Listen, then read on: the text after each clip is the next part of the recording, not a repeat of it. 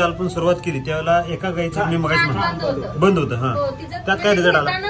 त्याचं मी विकत आणताना पाणी येत होतं तिसऱ्या थानातून. हा आणि मग गाभ होती ती. मग तिला आम्ही काय मिल्क चार्जर चालू केलं कारण गाभांना ते चांगला असतंय ना. मग आम्ही तिला मिल्क चार्जर चालू केलं आणि जशी ती यायला लागली आम्ही थान पिळाल्यानंतर त्यातनं दूध आलं. इतकं मला आनंद वाटला की बाबा दूध यायला लागले. आम्हाला सांगितलेलं एक खाणं बंद आहे.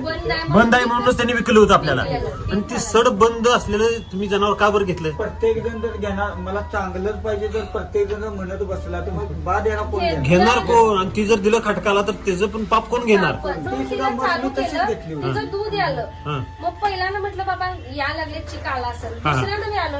नंतर एक दोन थानात ते 2 भांडी दूध निघालं. मी लगेच फोन केला अहो बाबा असं झालं. म्हणजे इतका आनंद झाला. चौथं थान चालू झाली. आणि त्यांना म्हटलं बाबा मिल्क चार्जर चालू केल्यामुळे असं झालं.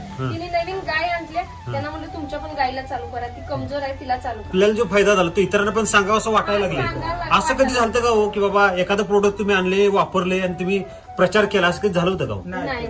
कधीच नाही. काय होते सर आपल्याला ज्याचा अनुभव येईल ते आपण दुसऱ्याला दिला की बाबा आपल्यापासून तुम्हाला पण फायदा झाला पाहिजे. कारण दुधात असं आहे आता तुम्ही रुपया घातला तर माणसाला वाटते 1.5 रुपये तर मिळावं. जनावरांच्यात काय आले आजार भरपूर यायला लागल्यात किंवा त्यांचं दूध फॅट वगैरे हे विना झाले.